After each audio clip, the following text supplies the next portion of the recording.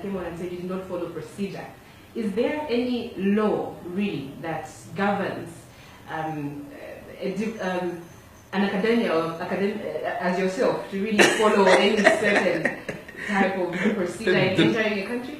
You see, when you have statements being made by senior government officials, which statements are uncoordinated and contradictory, it means that truth is being sacrificed. I've visited Zambia on numerous occasions. I did not need any procedure to be followed. What I required was my passport and a return air ticket. And when I entered the airport, I was welcomed by Zambian officials, and I delivered my lecture and came back home. What procedure was I required to follow? Those who invited me from the Eden University invited me to preside over a function which was a graduation, and the evening before to deliver a lecture. To say that I did not follow procedure is as amusing as it is preposterous. Prof, your take, or your, in simple words and very few words, yes, just how you perceive the Zambian government after the occurrence? I still think, really I have nothing negative to say. I believe that every government has its reason. I believe that what they did is inexcusable, particularly at this time when we are talking about Africa Agenda 2063. And Africa Agenda 2063 is meant to create an environment where Africans enjoy free movement across the continent. And if this continent is to grow on the basis of ideas and on the basis of scrutiny of ideas and interaction of peoples, to deny an African entry into Zambia is the most unfortunate thing that any government can do, because it creates a mountain out of a molehill. Had I been allowed into Zambia, I would have delivered my lecture perhaps without the glare of publicity. What has happened now is that something that was purely innocuous, it is receiving a disproportionate amount of publicity. And I believe that the government, with the help of hindsight, must know that what they did was without basis, without wisdom, and without reason. And I believe that they will, in future, treat me and others differently. I'm now wondering to myself, if I wanted to have a holiday at the Mosi Otunya Falls, will I be denied entry at Livingstone? This is the question that is lingering in my mind. I hope that the government of Zambia will not allow me to visit the Mosi Otunya Falls. What's your talk on China and Africa relations so far? You know, and this was going to be my thesis during the presentation, that Africa has been victimized in many ways. Africans were enslaved. I would have commenced my testimony, and it suffered the vagaries of slavery. Africa was colonized, and after colonization, the specter of neo-colonization came about.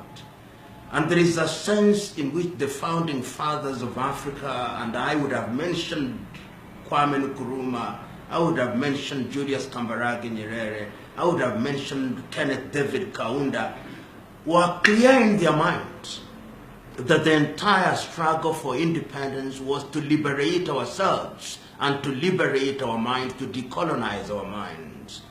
And therefore I would have said that in this day and age, when China, as an emerging power, has exaggerated appetite for resources, when we engage with her, we must define what we want, because the Chinese, to their credit, have already defined what they want. They have appetite for minerals. They have appetite for land. They have appetite for opportunities which would otherwise go to young Africans. And that therefore, when we engage with them, we must ask ourselves, are we engaging for our benefit? The thing that we call trade, is it trade?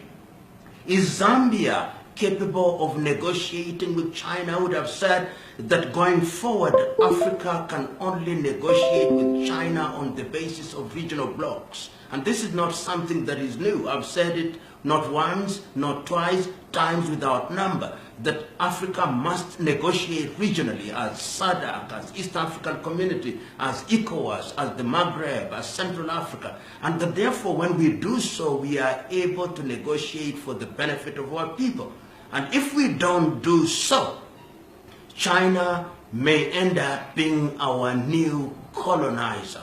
And the modern colonization is not about administration. You can have black faces or African faces in the political arena, but they are merely being manipulated. We don't want China to be the puppeteer and we the puppets. And many African countries must, in the nature of things, begin to interrogate the place of China in the economic and political arena. In a nutshell, that is the kind of approach that I intended to take, and of course we would have engaged with the audience and the audience would have teased out in a manner that is Zambia specific. In Zambia, for example, we know that we now have Chinese hawkers. Why should Chinese hawk? Why should Chinese be running pubs? There are areas which must be ring-fenced for the Zambians. And there are areas where we can engage with China in a meaningful way so that there is transfer of technology, so that we retain our dignity and sovereignty and we don't sacrifice it at the altar of short-term political gains. So in a nutshell, what you're saying is that Africa does need China in a way, but then in a more normal or educated approach? Let me say this, that the whole world is, in the nature of things, a global village.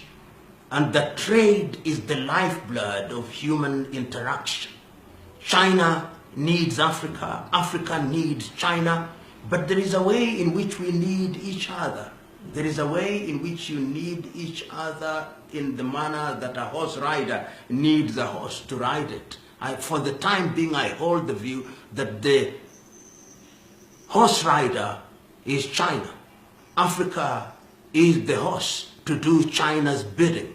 My prescription is that we should enjoy a symbiotic relationship, a mutually beneficial relationship, and that can only be achieved if we define our agenda and our goals. In my view, there is no evidence to suggest to me that we have clearly defined what we want, and that is why we are allowing the Chinese to enter into areas which we could ourselves be engaged in. That is why we are allowing Chinese labor to come into the African continent in areas which could be preserved for young Africans. That is my quarrel. That is my concern.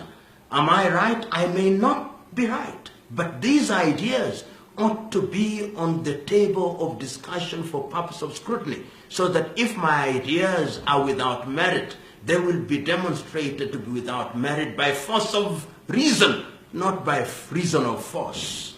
And to deny one an opportunity to put those ideas on the table of negotiation or discussion is intolerance at its most absurd. And I'm trying to look for a polite word to say a bad thing, which is not always easy. It is absurd, and absurd at its most absolute. Prof, at the path at which we're moving as Africa and China relations, where are we headed to? You know, my fear is, without the benefit and the gift of prophecy, is that if we are not very careful, our resources will be exploited to our detriment. And one can see the evidence of this in many areas. If you go to countries such as the Democratic Republic of Congo, if you go to countries such as Central Africa, and indeed in many other countries in Africa, you see the presence of China. And my fear is that their appetite for resources is almost insatiable, which is understandable because of the population that they have to take care of, 1 billion plus. If we continue on this trajectory, in the next 50 years, the promises that we have made to ourselves under Africa Agenda 2063 will not be realized. The promises that the world has made jointly for humanity under Sustainable Development Goals will not be realized. And you can see that the rise of China is not restricted only to the economic arena. They are also, in the fullness of time, going to afflict us with their political bacteria. And that bacteria may very well inform how we conduct our politics. My view is engage with China at the level of the economy, but define your interests. Engage with China politically, but let us define for ourselves what democracy means to us. Engage with China in the arena of security, but not in a manner that undermines our sovereignty. So that in real terms, the problem is largely with us. The problem is largely with our political leaders, who are not thinking of the next generation, but are ever thinking about the next election. The Chinese are thinking for the next generation. They are asking themselves, in 100 years' time, how would we relate with the world and with Africa? Because if you look at the world quite keenly, there is a sense in which there is a new scramble for Africa. There is a new scramble for African resources. And China is at the forefront of it. China is prepared. They are moving with the delicacy of a sleepwalker, and we are sleeping ourselves, and they will devour us. Because Charles Darwin is still right. It is survival of the fittest and the dying of the least suitable. We can only survive if we are smart, and the sooner we recognize it, the safer we are. It is only in that way that we'll stop our young men and women from dying across the Mediterranean Sea. It is only then that we'll stop our young men and women from committing suicide. We must begin to create an environment where our young men and women innovate and invent and realize their potential.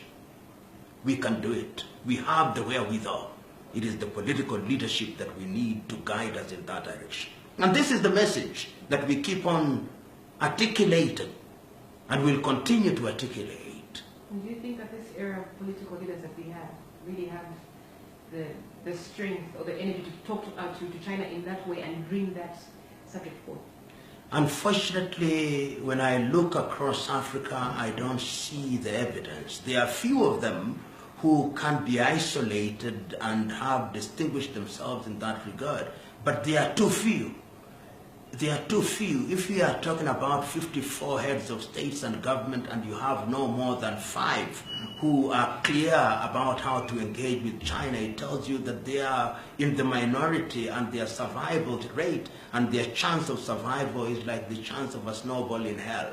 And it is therefore incumbent upon us as the population to rise up, to speak to leadership with the firmness that will open their eyes, not with the arrogance that will inflame their anger. And that is what some of us are doing. We are simply telling the leaders that you have been given the opportunity, the honor and privilege of being in the forefront of articulating our agenda. Remember that you are trustee for our interests and do that which is in our best interest. Don't look to the next election. The next election cycle in many African countries is just about 5 years. You think about the next generation. And when you do so, you will be serving Africa and you will be fulfilling the dreams of our founding fathers and the expectations of the people of Africa. These are times that call for men and women who are prepared to move regardless. I'm very tempted, Prof, to take you back to Zambia. Please do. Of course. Really, the way our president, Edgar Lungu, has been running affairs with China, very secretive, I should say. Mm-hmm. We're not sure how much money is coming into from China, what grants are being given, what loans are being given. Just your word of advice in that way. My own view is that the government of President Lungu must do that which is in the best interest of Zambia. The evidence that is there suggests to me and others that this is a relationship that is one of unequals, and that while we may have visible things in the terms of roads that are being constructed, in the terms of dams that are being constructed, in the terms of physical infrastructure, the question that we must ask, in the long term, are these going to solve the problems of Zambia and the people of Zambia? The world now recognizes that the true test of a country's state is not the gross domestic product, the GDP. It is not the per capita income. That is voodoo economics. The world now asks the critical question, what is the gross national happiness of the people of Zambia? Are young people graduating from the universities having opportunity to serve if they want to be employed? And if they don't want to be employed, do they have the opportunity to innovate? And if they are not innovating, do they have the opportunity to invent? And the Zambians are asking, as other Africans, is the copper that is being mined, are we getting the right dividends from the copper if our resources are being exploited? And the evidence that is available is suggesting to us, without the benefit of the detail, that there is something that is happening that will not be good in the long term. And that is why we are warning leadership that even as you go, whatever your intentions are, remember that countries have found themselves in this situation. Don't step on the same landmines. Listen to us. We are speaking to you not because we want to remove you from power. We don't bear any arms. What we have are ideas. Receive them. Distill the ones that are workable and use them. It is you who will have the glory. That is what we are telling the administration of President Lungu. And we hope that in his wisdom, like the ocean before him, he'll receive all rivers, because it is in receiving new ideas that you renew your own. That is all we ask. Prof, Africa is highly indebted. And of course, Zambia, to be precise, this caused most civil society organizations actually protest during the budget presentation last Friday. And most fear that we are getting into a crisis. And the only solution that looks to be very promising is that of China, other than the IMF. So now the government of Zambia is trying to drive away from the IMF and get itself entangled more into China. Just your word on that. Is that a You know, this idea, this misguided belief by many African countries that you can beg yourself out of poverty, that you can tax yourself out of poverty, is classical voodoo economics. History has demonstrated times without number that countries must harness their resources through value addition and through trade that is properly guided. It is only in that way that you are capable of lifting yourself from the quicksand of poverty to the hard rock of true prosperity. And we have had countries demonstrate this. During our own lifetime, we have seen countries such as little Singapore, which is but a city-state, lift herself, not because she borrowed herself out of poverty or begged herself out of poverty, but because she innovated, because she engaged in meaningful trade and used the resource that she had for her benefit. We have seen North Korea do that. We have seen a post-war Vietnam do that. We have seen in the recent past, even in the continent of Africa, little countries such as Botswana do that. We have seen Rwanda do that. And I believe that Zambia has the wherewithal to achieve that, to argue that our salvation must come from the east or from the west, is to misguide ourselves and to undermine our ability as a people. Kwame Nkrumah had the foresight as early as 1957 to say we should neither look east nor west, we should look forward. He was saying in effect is that we ought not to place our fate on interactions with other civilizations. He recognized that Africa had the resources and that if we harnessed them and engaged in trade, we could lift ourselves up. So this idea that it is either China or the IMF or we are doomed is misguided. We can, in the context of SADC, for example, if you permit me to talk about Zambia, if we improved intra-African trade to about 60%, I can tell you that we are capable of surviving in many ways. So I don't agree that it is either China or the IMF or we are doomed. Pan Africanism and democracy, do you see this prevailing in West African countries? You know, let's first of all ask ourselves what was the thesis of the Pan-African agenda? Because the pioneers such as Kwame Nkrumah, such as Mwalimu Nyerere, Modibo Keita, Kenneth David Kaunda had the idea that for Africa to realize our potential and for Africa to protect herself from other world powers, it was wise for her to unite. And that was the clarion call of Kwame Nkrumah in May 1963 in Addis Ababa, Ethiopia, when he said, let us not live here without uniting. Let us not live here without a single currency. Let us not live here without a single army. Let us not live here without a united government, because, he said, the neo-colonizer is going to come back to us and they are going to divide us and they are going to remind us that our safety lies in our sovereignty.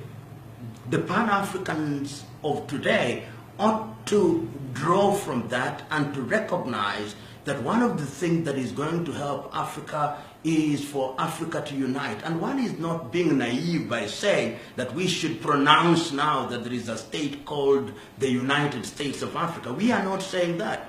We are saying that Africa can use the building blocks of the regions, starting with the SADC, the ECOWAS, the East African Community, Central Africa, the Maghreb, and progressively, if we begin to move closer and closer in the economic arena, we allow people to move freely, we remove tariff and non-tariff barriers, and we begin to think one, we begin to negotiate with Europe and America and China as united blocs, then in the fullness of time, the economic arrangement will give birth to political unity. And in that way, Africa will now sit at the dinner table of human civilization as a diner, not as a waiter of food to be consumed.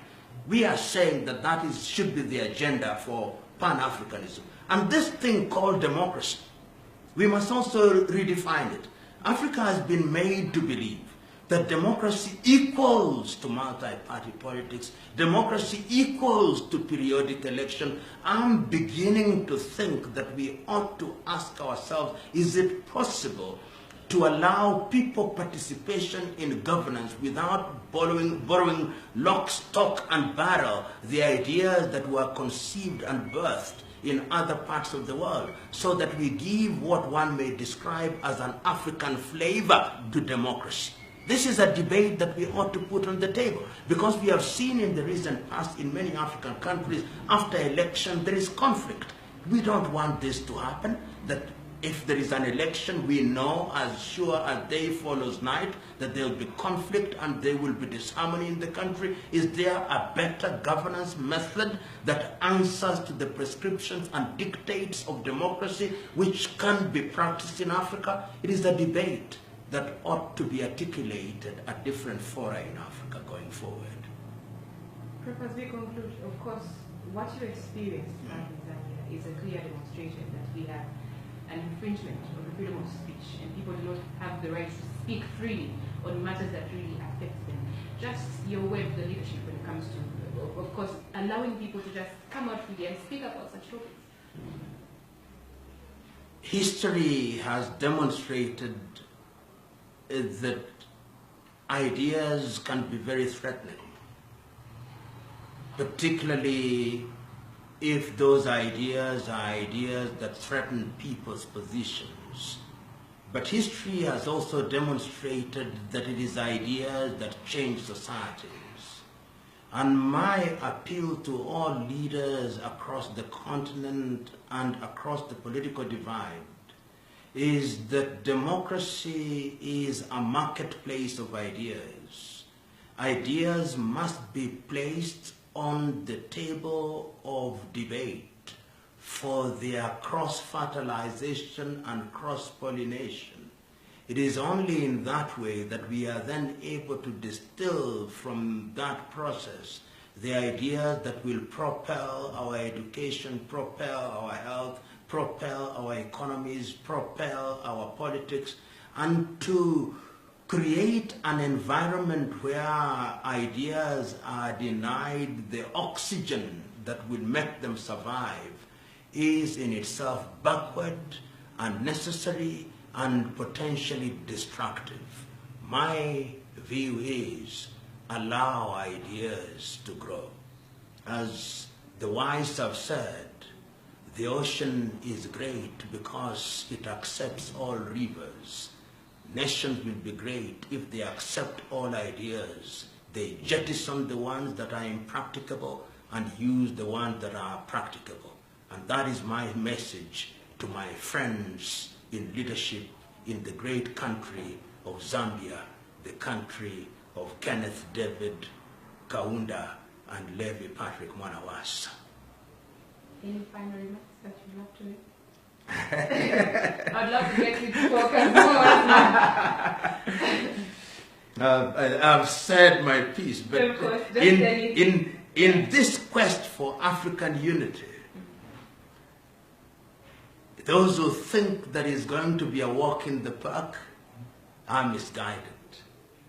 There are going to be difficult moments. There are going to be painful moments. But the wisdom of the ages is that there is no gain without pain. So some of us who have now started tasting the pain of rejection at countries' borders are beginning to experience firsthand what our forebears did. Samora Machel was right. La luta continua.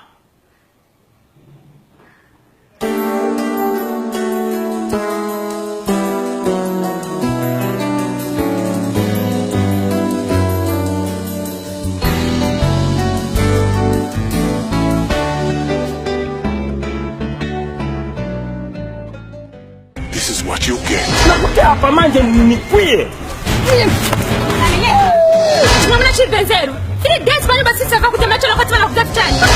For the in-laws, enough is